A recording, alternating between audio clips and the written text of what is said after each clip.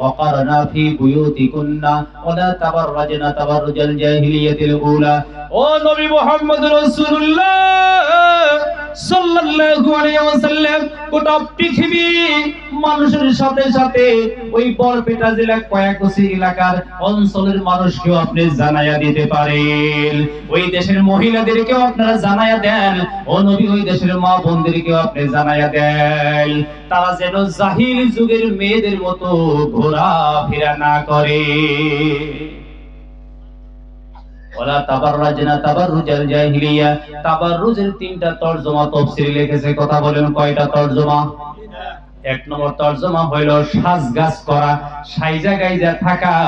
আমার যুবক বন্ধু, আহারে ভালো করে তেল পানি লাগানো, কসমেটিক লাগানো, সাইজা গাইজা থাকা। এই আয়াতে বোঝা গেল আর কোনোদিন সাজা যাবে না। কি করা যাবে না? যাবে বিয়ার পরে স্বামীর সামনে। সুবহানাল্লাহ করেন। ওয়ালা তাবাররাজনা তাবাররুজাল জাহিলিয়াতিল উলা। তিনটা তরজমা। এক নম্বরে মহান আল্লাহ রাব্বুল আলামিন তাবাররুজ মানে বুঝাইয়া দিলেন। মুফাসসিরে কিরাম, পৃথিবীর একটা দেশ স্পেন, স্পেনে একটা জায়গার নাম আছে কর্ডোবা, আরবিতে কয় কুরতুবি। এইখানে বসে একজন ইমাম সাহেব একটা তাফসীরের কিতাব লিখেছেন, তার নাম হলো তাফসীর কুরতুবি। ওর মধ্যে আসতেছে তাবাররুজের তিনটা তরজমা। এক নম্বর হইল বিয়ার আগে, স্বামীর ঘরে যাইবার আগে আমার কোন মা, আমার কোন বোন স্বামীর ঘরে যাইবার আগে, বিয়ার আগে আপনার সাজগোজ করতে পারবে না।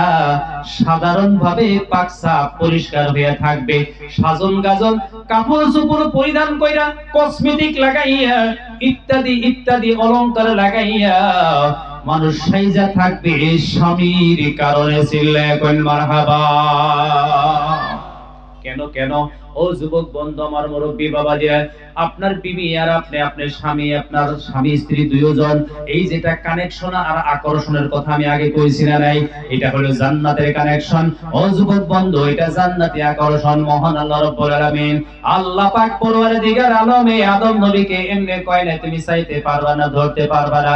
যেমনি আপনি বিয়ে করবেন শরীয়ত সম্মত, আল্লাহু আকবার কইন। আপনার স্ত্রী, আপনার শরীয়ত সম্মত শাদী হয়ে গেল, আপনার স্ত্রীর গায়ে আপনি হাত দেওয়ার সাথে সাথে আপনার জীবনের সগীরের গুনাহ মাফ হয়ে যাবে।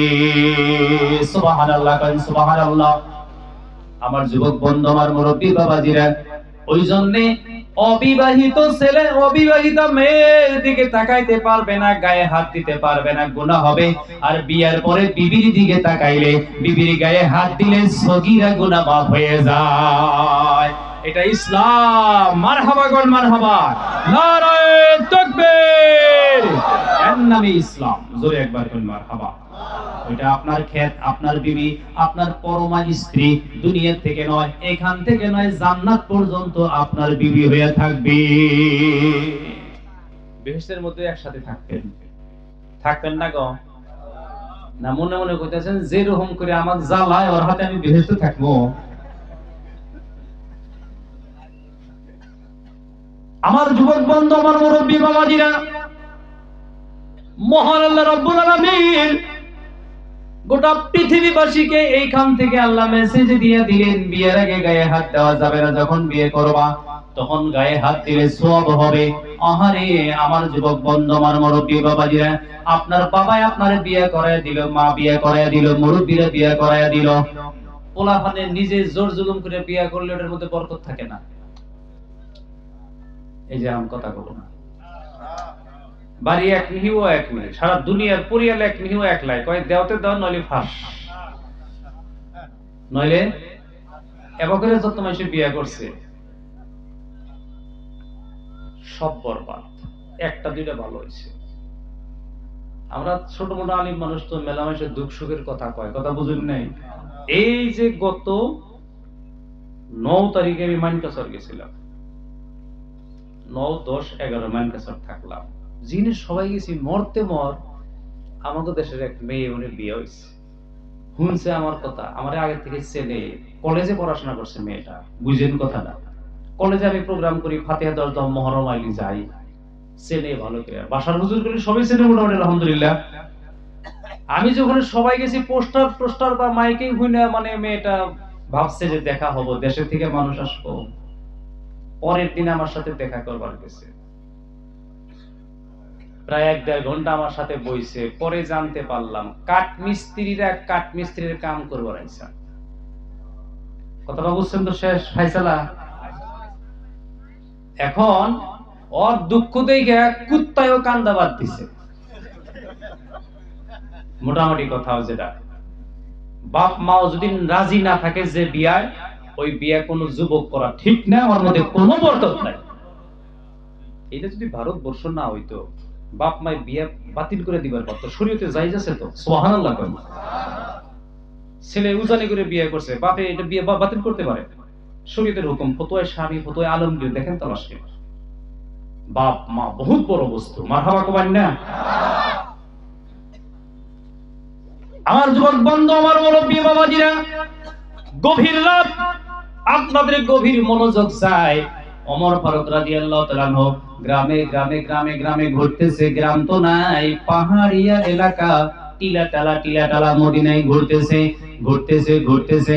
ও যুবক বন্ধু, আমার মুরব্বী বাবাজিরা, ঘুরতে ঘুরতে শেষ রাত, টিলার উপরে একটা ভাঙ্গা রাঙ্গা ঘরের মধ্যে মহিলা মানুষের কথা শোনা যায়। উনি হইলেন খলিফা, রাষ্ট্রপতি মদিনার। মহিলা মানুষের কথা শোনা যায়। আস্তে আস্তে আগ বাড়লেন, কে গো, এই ঘরে কে কথা কয় অত রাত্রে? গোপনে গোপনে, মনে মনে লাহে লাহে কথা কয়। ওমর ফারুক 1 পা 2 পা করে করে যায়। উনি তামাম রাতে জনগণের খবর নিতেন। জোরে করেন সুবহানাল্লাহ। কান লাগাইয়া দিলেন ও মুসলমান, কান লাগাইয়া দিলেন ঘরের ওয়ালের সাথে, বেড়ার সাথে। ওই যুগের মানুষ ঘর দিত পাথর বসায়া বসায়া বসায়া বসায়া ওয়াল দিত। কথা বুঝে আসছে না নাই? মদিনা মক্কায় ওইগুলা ঘর কোনোদিনও ভাঙতো না, কারণ কিয়ামত পর্যন্ত মক্কা মদিনায় ভূমিকম্প হবে না। মক্কায় লিংটার ছাড়া বহুত ঘর আছে, এবি বানায় তুলছে পাহাড়ের হাতে। কিয়ামত পর্যন্ত ভূমিকম্প নেই, ভাঙবো না। সুবহানাল্লাহ কবেন না? ওমর ফারুক রাদিয়াল্লাহু তাআলা আনহু গভীর রজনী ঘুরতেছে ঘুরতেছে, যাইয়া দেখে কথা কয়, কে যেন কথা কয়। কান লাগাইছে, কান লাগাইয়া শুনতেছে শুনতেছে। তার মানে মায়ে আর মেয়ে কথা কয়, অন্য কোনো মানুষ না। মা মেয়েকে বলতেছে, ও মেয়ে, রাত এখন পহর হইয়া যাবে, আজকে যে আমি উট গাখীর খিরাইলাম, বানাইলাম, গাখীর একটু কম আছে, একটু পানি দিয়া বাসনটা ভইরা দাও। ওমর ফারুক যায় হুন লইলা। ওমর ফারুক কিরকম খলিফা ছিল আমরা তো কিছু জানি না গো। ওমর ফারুক 12.5 বছর খেলাফতের আসনে ছিলেন। এই 12 বছরে তামাম মদিনা মক্কায় ইনসাফ কায়েম হয়ে যায়। সুবহানাল্লাহ বলুন। ওমর ফারুক 12.5 বছর এইখানে খলিফা থাকা জামানায় বাঘে আর ছাগলে এক ঘাটে পানি খায়। খোদার কসম, বাঘে ছাগলে হামলা করবার সাহস পায় না। গভীর রজনী শুনতেছে, মায়ে কয়, ও মেয়ে, দুধ নিয়ে মদিনার বাজারে যাব, উঠে দুধ একটু কম দিছিল, বালতির মধ্যে একটু পানি দিয়া বোঝাই কইরা দাও। মেয়ে কয়, মা, তুমি কি জানো না, তুমি কি শোনো নাই, মদিনার খলিফা, মদিনার রাষ্ট্রপতি ওমর ফারুক দুধের মধ্যে পানি মিশায়া বেচা নিষেধ করে দিয়েছে। আল্লাহু আকবার কোন। আমার যুবক বন্ধু, আমার মুরব্বী বাবাজিরা, এবারে মা বলতেছে, তোর ওমর কি এই রাইতে আমাগো বাড়িতে আসবো, দেখবো কি, শুনবো কি, জানবো কি? তখন মেয়ে বলছে, মা, আমার রাষ্ট্রপতি ওমর ফারুক যদিও এই গভীর রাতে আমাদের ঘরে না আসে, বাড়িতে না আসে, না দেখে গো, আমার আল্লাহ তো দেখবে, আমার আল্লাহ তো দেখবে। ও মা, ও মা, আমার আল্লাহ তো দেখবে। এই কথা শুনে ওমর ফারুক আর দেরি করে নাই, 1 পা 2 পা করে করে বাড়ির দিকে চলে গেছে। বাড়িতে যায়া ফজরের নামাজ আদায় করে সাহাবাদেরকে ডাক দিছে। জমজমাট হয়ে গেছে, অনেক সাহাবা 4-5 জনরে কইছে, অমুক পাহাড়িয়া এলাকার মধ্যে অমুক টিলার উপরে মা আর মেয়ে 2 জন আছে, ওই 2 জনকে তোমরা জলদি জলদি ধইরা আমার দরবারে হাজির করো। দরবারে না হাজির করা হলো। ওমর ফারুক বলতেছেন, ও মহিলা, তুমি তো গোয়ালিনী, দুধ বেচো। গোয়াল কয় না, তুমি তো গোয়ালিনী দুধ বেচো, তোমার মেয়ের বিয়া আমার বড় ছেলের সাথে, জোরে বলেন সুবহানাল্লাহ। আমিরুল মুমিনিন রাষ্ট্রপতি বলছে এখানে আর কার কোনো কথা থাকতে পারে না, বিয়া পড়াইয়া দিল। বিয়া পড়াই আমিরুল মুমিনিন ওমর ফারুক রাদিয়াল্লাহু তাআলা বলতেছে, ও গোয়ালিনী, তুমি তো এখন আমার বিয়ান হয়ে গেলা। ও বুড়ি গোয়ালিনী, তোমার মেয়ে, তুমি সাধারণ মানুষ, আমি রাষ্ট্রপতি ওমরের ছেলে দিয়ে বিয়া করাইলাম, তুমি তো একটা কথাও জিজ্ঞাসা করলা না। বলে আমিরুল মুমিনিন, আপনার সামনে কোনো কি আর আমার কথা আছে? বলে শুনো শুনো, গতকালকে তোমরা মা মেয়ে কি কথা বলছিলা? তখন মেয়ের মা থর থর করে কাঁপতেছে। সব আমি শুনলাম। আমি এই মদিনা শহরের ভিতরে তোমার মেয়ের মতো একজন পরহেজগার মুত্তাকি মেয়ে আর খুঁজে পাই নাই। দীর্ঘদিন ধরে পোলা বিয়ে করাবার চাই, ওই জন্য তুমি গোয়ালিনী হওয়ার পরেও তোমার মেয়ে পরহেজগার দেখে আমার ছেলে দিয়ে বিয়ে পড়াইয়া দিলা। আমার যুবক বন্ধু, আমার মুরব্বী বাবাজিরে, আহারে মহান আল্লাহ রাব্বুল আলামিন ওমর ফারুককে জানাইয়া দিল, ও আমার ওমর ফারুক রে, বিয়ান হিসাবে তুমি দুর্বল বিয়ান পাইলা, গরিব মানুষ ওরা গোয়ালিনী, তুমি হইলে রাষ্ট্রপতি, তুমি মদিনার বাদশা। ওমর রে, পরহেজগার নেককার দিনদার পরহেজগার মেয়েকে বিয়ে করার কারণে, মেয়েটা যদিও গোয়ালিনীর মেয়ে, পরহেজগার আর মুত্তাকিন হওয়ার কারণে তোমার ছেলের সাথে বিয়ে হইল। ওরা দুইজন সংসার করবে, ওদের দুইজনের সংসারের বিনিময়ে যে বাচ্চাটা প্রথম পয়দা হবে, তুমি বিয়া করাইয়া বিয়াই হিসাবে ঠইকা গেলা গরিবের মেয়ে, গোয়ালিনীর মেয়ে। আমি আল্লাহ তোমারে জিতাইয়া দিলাম, ওদের ঘরে থেকে সর্বপ্রথম যে সন্তানটা জন্ম নেবে, ওইটা এই যুগের শ্রেষ্ঠ মুহাদ্দিস হয়ে যাবে। আমার যুবক বন্ধু, আমার মুরব্বী বাবাজিরা, একজন নেককার মার দরকার। একজন মহিলা যদি নেককার হয়ে যায়, আমার এই দেশের একজন মা যদি নেককার আর পরহেজগার হয়ে যায়, 1000 আবেদ 1000 ওলি আল্লাহর চাইতেও ওদের দাম বেশি হয়ে যাবে। মারহাবা করেন, মারহাবা। আরে আমার যুবক বন্ধু, আমার মুরব্বী বাবাজিরা, নেককার মহিলা কোন মহিলা হবে? যারা পর্দার ভিতরে থাকবে, দ্বীন মানবে, আইন মানবে, যারা সমস্ত কানুন মানবে, আল্লাহর পাক পরওয়ারদিগার আলমের কোরআন মানবে, হাদিস মানবে, তারাই তো মুত্তাকিন, যাদের দিলের ভিতরে আল্লাহর ভয় থাকবে। চিল্লায়ে কোন মারহাবা। নেককার মহিলা কাহাকে বলা হয় শরীয়তের ভাষায়?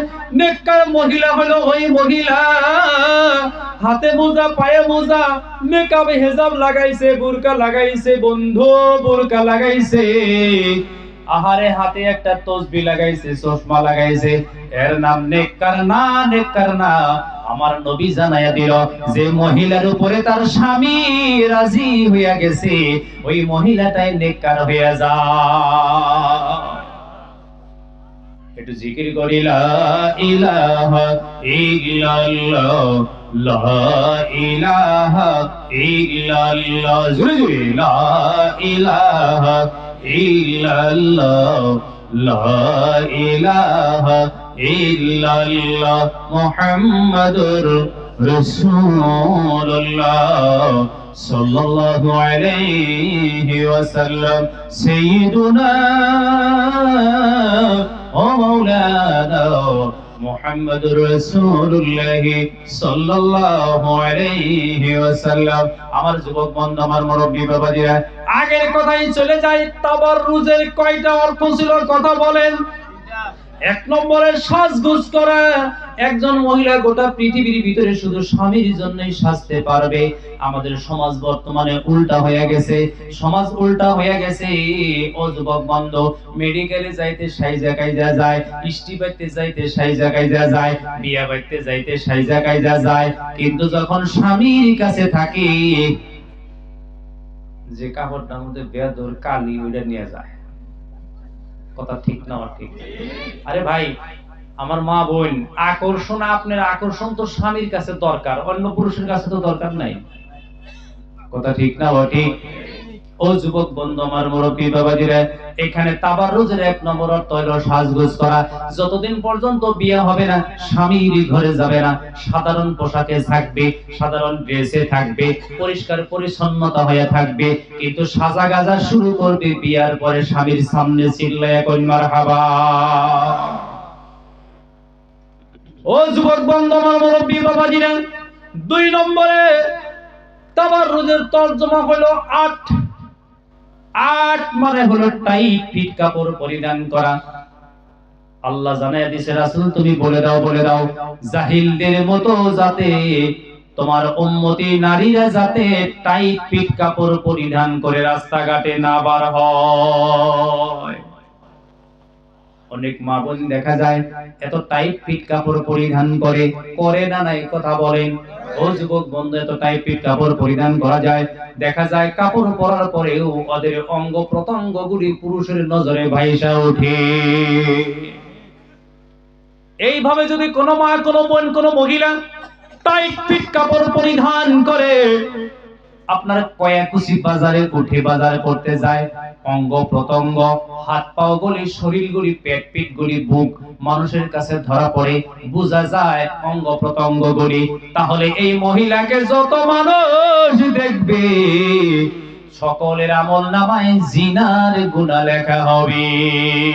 কিসের কাপড় এটা? কোনছে দেখি, এটা কাপড় হইলো যে কাপড় পরিধান করার পরে তোমার মানুষ বুঝতে পারতেছে বুকটা, পিঠটা, শরীরটা। আরে আমার মা, আমার বোনেরা, এখানে আমার যত বাবা ভাইয়েরা আছেন, আমরা আমল করব, আমাদের মেয়েদেরকে টাইট কাপড় পরতে দিব না। কার অর্ডার কথা বলেন? আরো জোরে বলেন, কার অর্ডার? আল্লাহর অর্ডার। আমরা আমাদের মেয়েদেরকে টাইট কাপড় পরতে দিব না, আল্লাহর হুকুম। ও যুবক বন্ধু, আমার মুরব্বি বাবাজিরা, বুখারী শরীফে আসছে নিসাউনা আরিয়াতুন কয়া হাদিস আসছে। আহারে আমরা সহজে বুঝবো, টাইট ফিট কাপড় পরিধান করে যদি কেউ এই অঞ্চলের আমার কোন মা, কোন বোন যদি কয়াকুচি বাজারেতে উঠা পড়ে, ওকে দেখলে যত মানুষের জিনার গুনাহ হবে। কত বড় গুনাহ, কেমন গুনাহ, কোন মাপের গুনাহ, কোন পরিমাণের গুনাহ হবে? ও বুখারী শরীফের বর্ণনায় 16 বছরের একজন যুবতী মেয়ে উলঙ্গ হইয়া, কাপড় চোপড় খুইলা উলঙ্গ হইয়া, নেকেট হইয়া যদি কয়াকুচি বাজারে যায়, এই মেয়েটারে দেখলে মানুষের যে জিনার গুনাহ হবে। টাইট ফিট কাপড় পয়রা গেছে, বুক পেট পিঠ শরীর বোঝা যায়, তারে দেখলেই একই জিনার গুনাহ আমল নামায় লেখা হবে। জোরে কই নাউজুবিল্লাহ।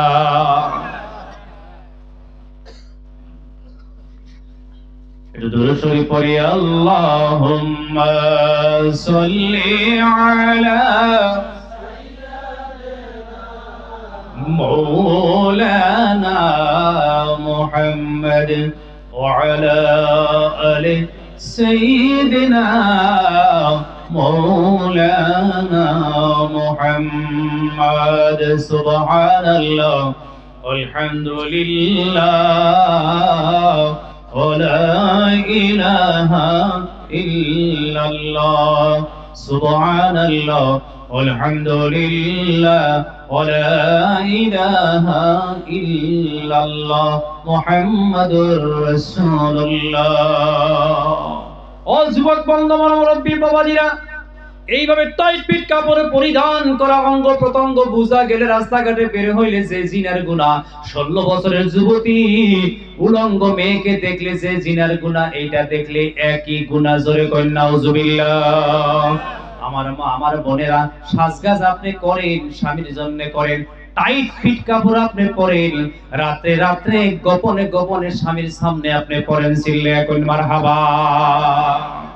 দুনিয়ার মানুষের সামনে আপনার শরীর বের হইলে আপনার শরীর কিয়ামতের দিন জাহান্নামের আগুনে জ্বলবে। আপনার আমলনামার মধ্যে জিনার গুনাহ লেখা হবে, আর আপনার অঙ্গ প্রত্যঙ্গ গুনাহ আপনি যত বেশি বেশি স্বামীকে গোপনে গোপনে রাতে ঘরের মধ্যে দেখাবেন, আপনার আমলনামার মধ্যে সদকার সওয়াব লেখা হবে। জোরে বলেন সুবহানাল্লাহ। দিন কোন দিকে, আমরা কোন দিকে, ইসলাম কোন দিকে, আমরা কোন দিকে, কথা বুঝে আসছে না নাই? আমার মা, আমার বোনেরা, স্বামীর জন্য সাজবেন, রাতে স্বামীর বিছানায় যাইতে কমাস কম মাথায় একটু ভালো করে তেল দিয়ে, একটা কসমেটিক লাগাইয়া, একটু খুশবু লাগাইয়া আপনি স্বামীর বিছানায় যাবেন, স্বামীর আকর্ষণ বাড়বে। চিল্লায়া কইন মারহাবা। মহতরম দোস্ত বুজুর্গ, ওই জন্য আল্লামা আশরাফ আলী থানভী রহমাতুল্লাহ লিখছে, নিজের বিবিকে খুব সাজায় রাখা লাগে, নিজের বিবিকে সাজায় রাখা লাগে। কথা বুঝতেছেন কি কইছি? কারণ যেটা দেখলে আপনার চোখ ঠান্ডা হয়, ওইটা আপনি ভালো করে সাজায় রাখেন। ভালো কসমেটিক, একটু স্যান্ড, ভালো তেল, একটু আতর গোলাপ লাগাইয়া টিপটপ করে রাখেন। নিজেরটা ঠিক করে রাখবো না, হাউলি গেলি বরপটা গেলি মাইসেরটার মিশায় থাক। আজকের থেকে সাজায় রাখবো ইনশাআল্লাহ। আর তুইলে আল্লাহরে দেখান, আরে ভাই এগুলো তো জীবন যাপন, এগুলো তো শরীয়তের হুকুম, মারহাবা করে হাত তোলেন। এই কেতা যারা বিয়ে করছ না তোরা নামা, তোরা তুলস কে? ভালো ভালো দামি দামি বস্তু মা বোনদেরকে দিবেন। একটু জিকির করি লা ইলাহা ইল্লাল্লাহ, লা ইলাহা ইল্লাল্লাহ মুহাম্মাদুর রাসূলুল্লাহ সাল্লাল্লাহু আলাইহি ওয়াসাল্লাম। আমার যুবক বন্ধু, এগুলো কি আমার কথা? না না না, কার কথা? কথা বলেন। ওয়াজআলা বাইনাকুম মাওয়াদ্দাতাও ওয়া রাহমা। মনে রাখবেন, মনে রাখবেন, আপনার বিবি যদি নেককার, আপনি যদি নেককার হয়ে যান, জান্নাতের ভিতরে আপনাদের দুইজনকে আল্লাহ আবার বেহেশতের মধ্যে একখানে জমা কইরা দিব। জোরে কোন সুবহানাল্লাহ। বেহেশতের মধ্যে গেলে মানুষের সুখ হবো, শান্তি হবো, মেলা কিছু হবো। কিন্তু স্বামী স্ত্রী যদি আবার এক জায়গায় জমা হয়ে যাবার পরে ওদের মতো সুখ জান্নাতের মধ্যে আর কারো হবে না। মারহাবা। কেন কেন?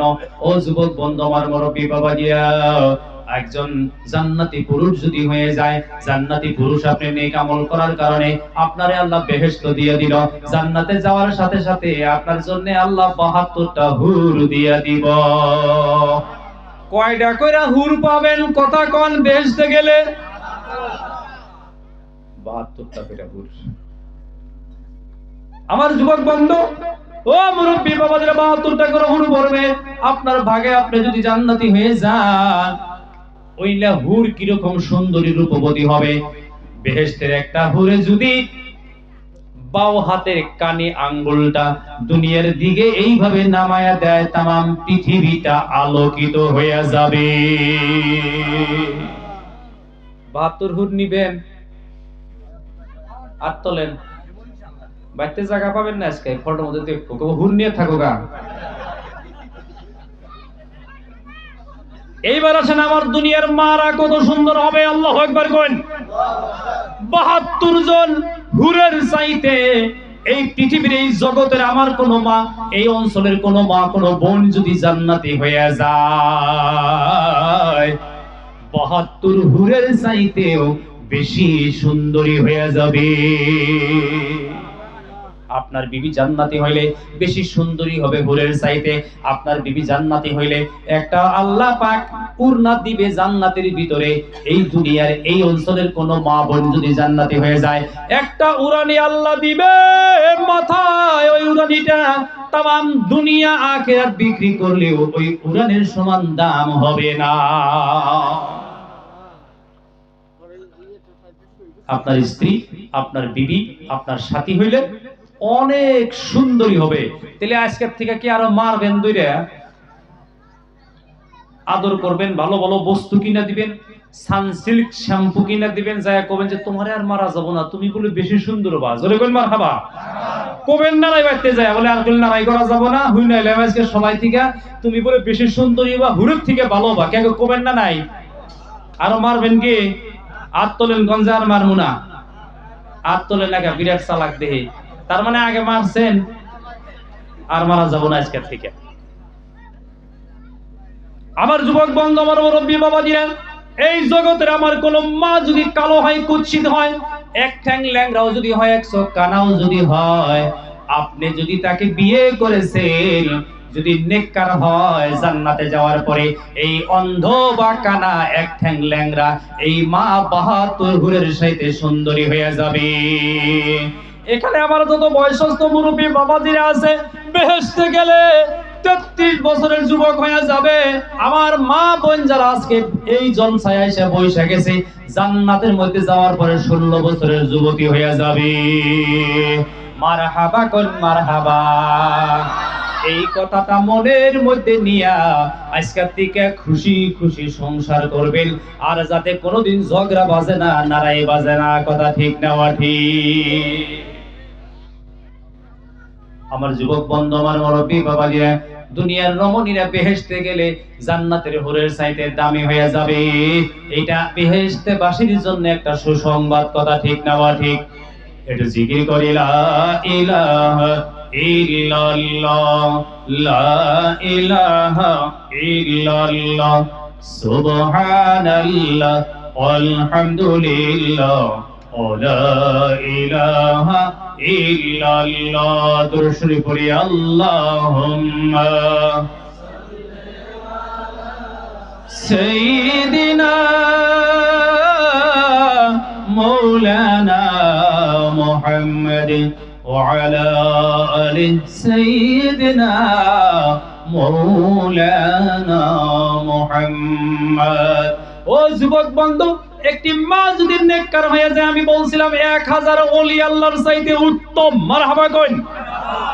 একটি মেয়ে যদি কুচরিত্র, দুশ্চরিত্র, খারাপ চরিত্রের হয়ে যায়, আমার নবী বলেছেন তাহলে 700 চোর ডাকাতের চাইতে আরো বেশি ডেঞ্জার হয়ে যায়। যে গ্রামের মহিলারা, যুবতী মেয়েরা পর্দায় থাকবে, বাহিরে বের হবে না, ওই গ্রামের মানুষ বেশি নামাজি হয়ে যাবে। এটা ইলমে তাসাউফের বর্ণনা। যে অঞ্চলে, যে গ্রামে দেখবেন অবাধে মেয়েরা ঘুরতেছে রাস্তাঘাটে, আমার যুবক বন্ধু দেখবেন ওই গ্রামের মসজিদে মুসল্লির সংখ্যা 5 জন আর 6 জন। ইলমে তাসাউফ কোথায় লক্ষ্য করছেন? আমার যুবক বন্ধু, আমার মুরব্বী বাবাজিরা, নেককার মা যদি কেউ হয়ে যায়, একবার দিল্লি বৃষ্টি নাই 6 মাস। কতদিন? মুহাদ্দিস আব্দুল হক দেহলভির জামানার ঘটনা। 6 মাস বৃষ্টি নাই। আগে বৃষ্টি না থাকলে মানুষে পাথারে যায় দোয়া করছে না নাই? কথা কন। এখন তো ওই যে তলে থেকে মেশিন দিয়ে পানি তোলে, আর বৃষ্টির দরকার মানুষে মনে করে না। ও যুবক বন্ধু, আমার মুরব্বী বাবাজিরা, দিল্লির জমিনে মুহাদ্দিস আব্দুল হক দেহলভির জামানায় দোয়া করতেছে, 40 দিন দোয়া করছে, বৃষ্টি নামে নাই। 40 দিন পার হয়ে যাওয়ার পরে আবার দোয়া করতেছে। ওই রাস্তা দিয়ে এক যুবক যাইতেছে, যুবকের হাতের মধ্যে রশি লাগানো একটা উট টাইনা টাইনা টাইনা টাইনা নিয়ে যায়। দেখে বহুত মানুষ ময়দানের মধ্যে, রিজার্ভের মধ্যে বৈশা বৈশা দোয়া করে। উটটা একটা গাছের সাথে বাইন্দা ওইখানে যায়া বলে, এখানে কি হয়েছে, কেন জমা হইলা? তারা বলতেছে, তুমি কি জানো না আজকে 6 মাস ধরে দিল্লিতে বৃষ্টি নাই, আমরা দোয়া করতেছি, 40 দিন পার হয়ে গেল, এখনো বৃষ্টি নামে নাই। যুবক কিছু বলে নাই, মুসলমান কোন কথা যুবক বলে নাই। আস্তে আস্তে উটের কাছে যাইয়া উটটাকে ইশারা দিল, উট মাটির মধ্যে বৈশা পড়লো।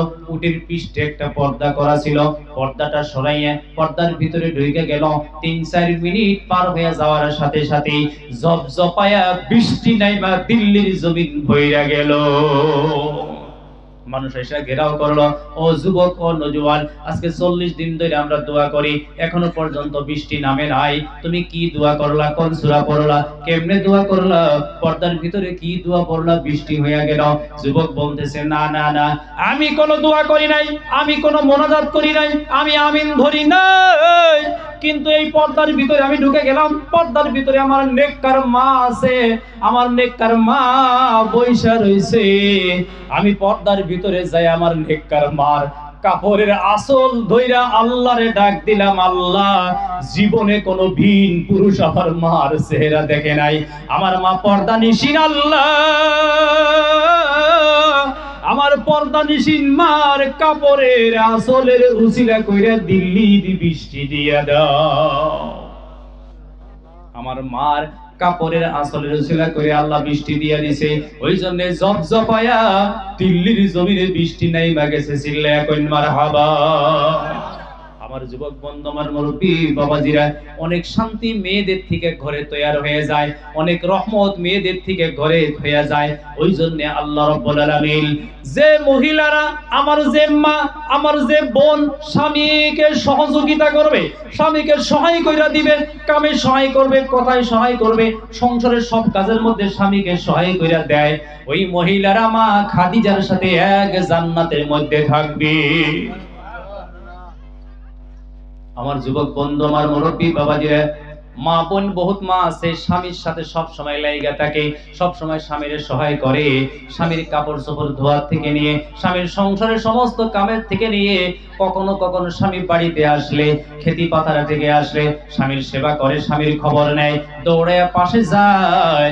কোন বিবি যদি স্বামী দূরের থেকে আসলে, অফিসের থেকে আসলে, স্কুল কলেজের মাস্টারি করে পরিশ্রম হয়ে বিকালে বাড়িতে আসার সাথে সাথে যদি তার স্ত্রী সব কাম ছাইড়া দিয়ে স্বামীর কাছে আইসা যায়, স্বামীর সারা দিনের সমস্ত কষ্ট দূর হয়ে যায়। ঠিক না ঠিক? আবার বহুত মহিলা আছে দেখবেন খবরই নাই, স্বামী আইছে না নাই, কেরাবানি আইলো, কি সমাচার, ডাকবো, দূর জাহাম না আমি কাম করতেছি। আরে মা, এটা তো তোমার বড় কাম, জোরে করেন মারহাবা। তোমার স্বামী রাজি তো আল্লাহ রাজি, জোরে করেন মারহাবা। আমার মা, আমার বোনেরা, স্বামীকে যারা খুশি রাখবে, স্বামীকে যারা রাজি রাখবে, স্বামী যাদের উপরে সন্তুষ্ট থাকবে, কোন মহিলা যদি মরে যায়, ওই সময় মরে গেল যে সময় তার স্বামী তার উপরে সন্তুষ্ট ছিল, আমার আল্লাহ কয় এই মহিলার কোনো হিসাব নিকাশ আমি নিব না, কারণ তার স্বামী তার উপরে রাজি, আমি আল্লাহ রাজি হয়ে যায়। আমার যুবক বান্ধব, আমার মুরব্বী বাবাজিরা, মা খাদিজাতুল কুবরা তাহেরা নবীকে কিভাবে সেবা করত, কেমন যতন করত।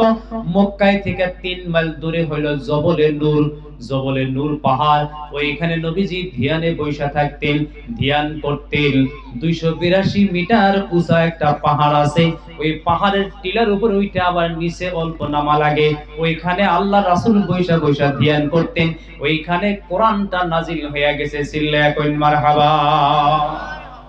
ছোট্ট জায়গা, সিবি জায়গা, একজন করে মানুষ ঢোকা যায়, একজন করে বারান যায়।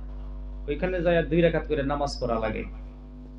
আপনাদের দোয়া আমি গেছি, আল্লাহ আমার 2-3 বার হজে নিছে।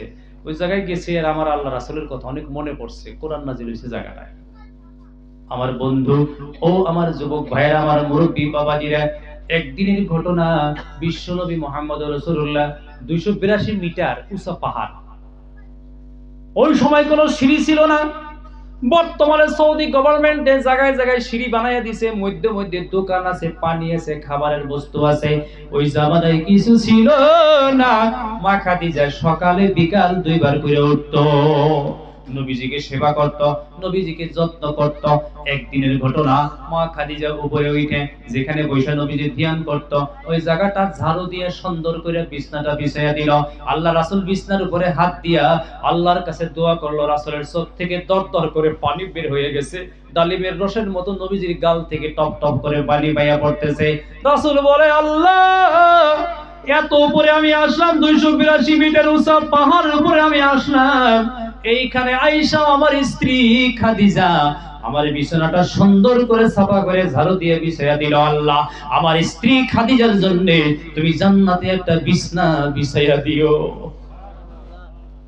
আমার যুবক বন্ধু, কিরকম ছিল স্বামী আর স্ত্রীর মধ্যে মহব্বত।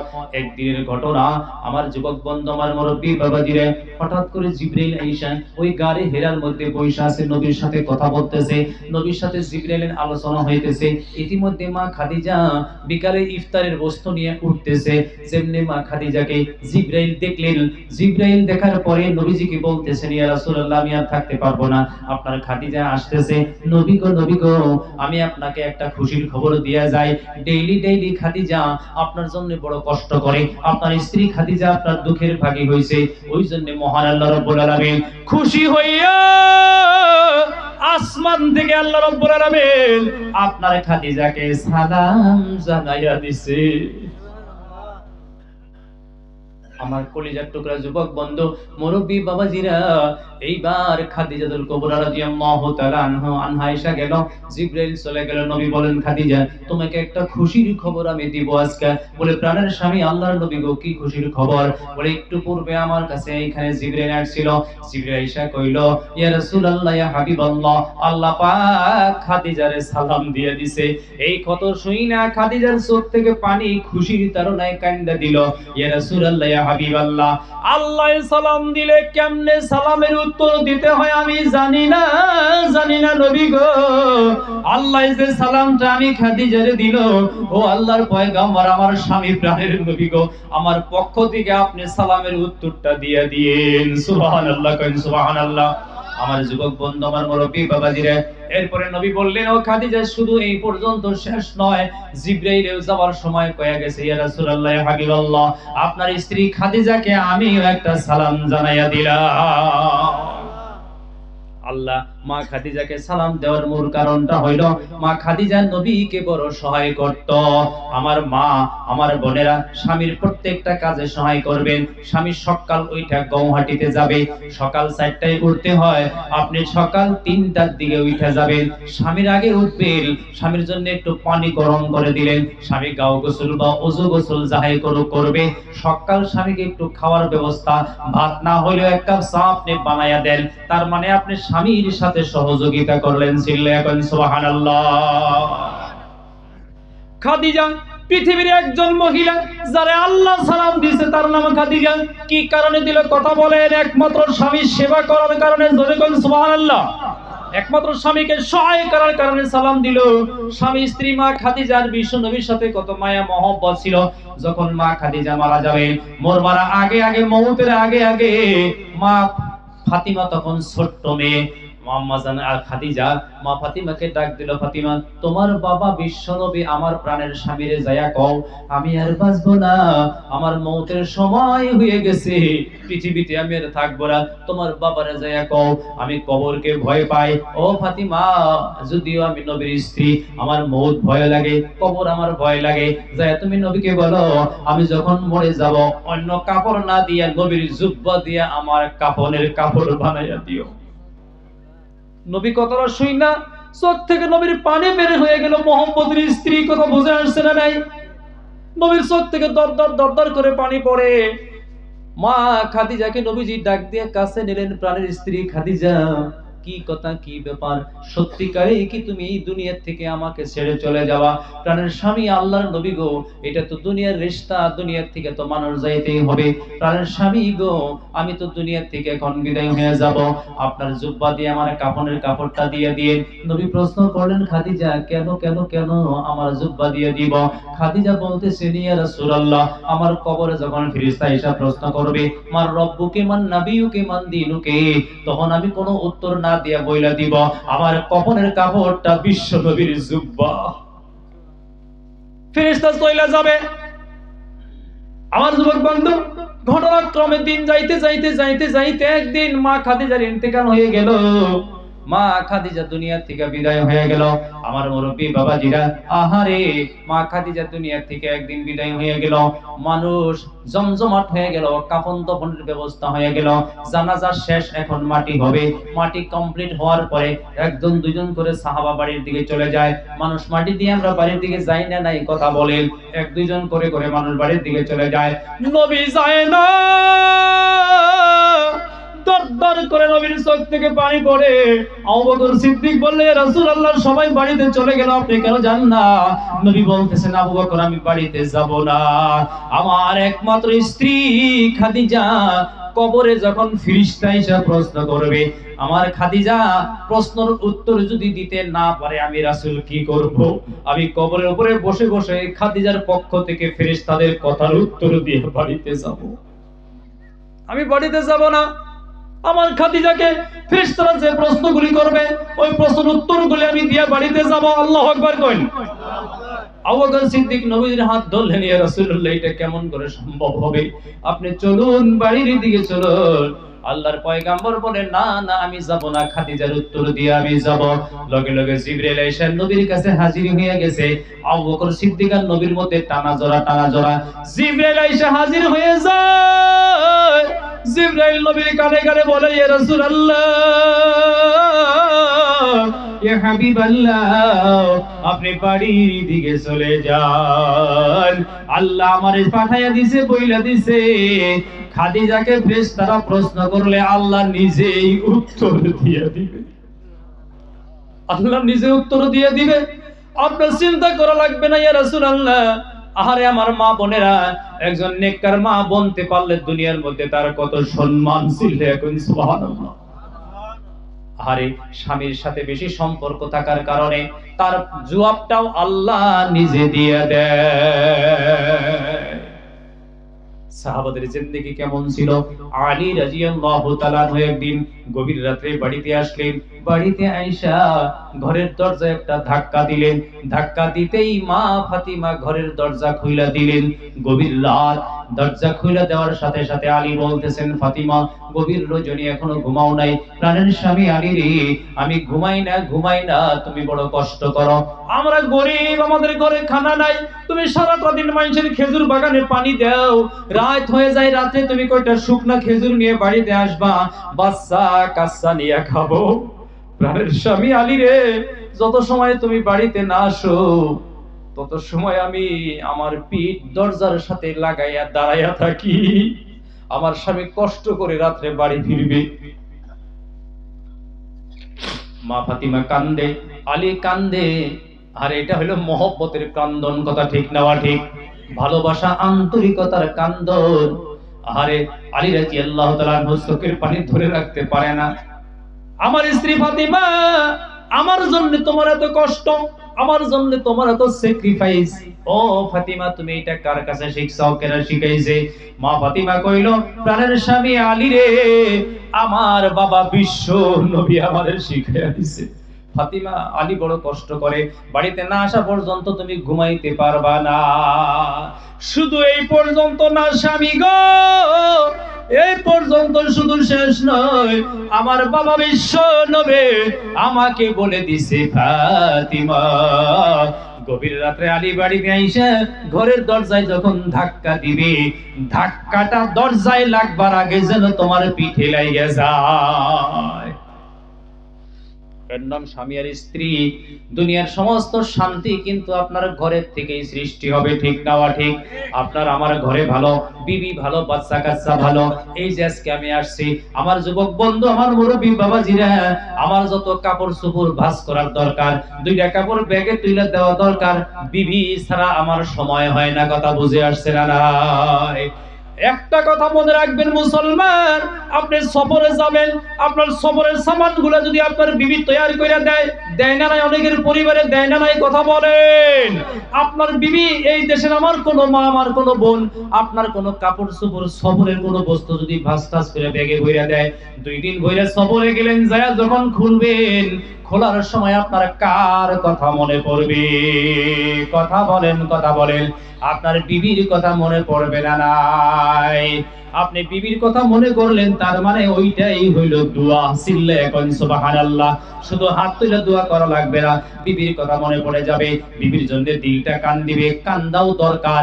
তার কারণ এই পৃথিবীতে বাবা আর ছেলে, মা আর ছেলে, ভাই আর ভাই, ভাই আর বোন, ভাগনা ভাগ্নি, আত্মীয় স্বজন, এগুলা সম্পর্ক আগে সৃষ্টি হয় নাই। এই পৃথিবীতে আগে স্বামী স্ত্রী সৃষ্টি হয়েছে, জোরে বলেন সুবহানাল্লাহ। স্বামী স্ত্রীর সম্পর্কটা আগে আসছে, কথা ঠিক না ঠিক?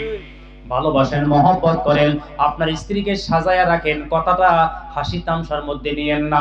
আপনার স্ত্রী যদি সুন্দরী হয়ে থাকে, আপনার স্ত্রীকে সাজায়া রাখবেন, ভালো কাপড় পরাইয়া রাখবেন, আপনার চোখ শীতল হয়ে থাকবে, আপনার চোখটা অন্য কোনো জায়গায় যাবে না, আপনি অন্য কোনো জায়গায় আর চোখ দেওয়ার চেষ্টাও থাকবে না, কারণ আপনার স্ত্রীকে দেখলেই আপনার জীবনের সগীরা গুনাহ মাফ হয়ে যাবে। আমার মা, আমার বোনেরা, আপনারা ধৈর্য রাখবেন, স্বামীর সাথে তর্ক করবেন না, স্বামীর সাথে খিয়ানতি করবেন না। স্বামী গেছে বরবালা বাজারে, স্বামী গেছে অমুক ঝাড়গাঁও বাজারে, সারিয়ালি, স্বামী গেছে কালজার বাজারে, স্বামী গেছে হাউলি টাউনে, স্বামী গেছে বরপেটা টাউনে, আর একজন পুরুষ মানুষের কাছে 1 মণ ধান দিয়ে আপনি কয়াকুচি বাজারে পাঠাইয়া দিলেন।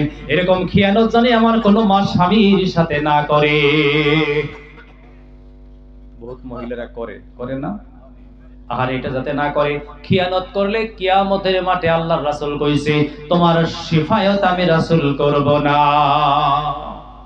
যে মহিলার উপরে তার স্বামী রাজি নাই, যে মহিলার উপরে তার স্বামী রাজি নাই, যে মহিলা তার স্বামীর সাথে খিয়ানত করবে, ও যুবক বন্ধু, তোমার যৌবন, তোমার জীবনটা তুমি 1 নম্বরের স্বামীকে বিলীন করে দিতে হবে, স্বামীকে বিলাইয়া দিতে হবে।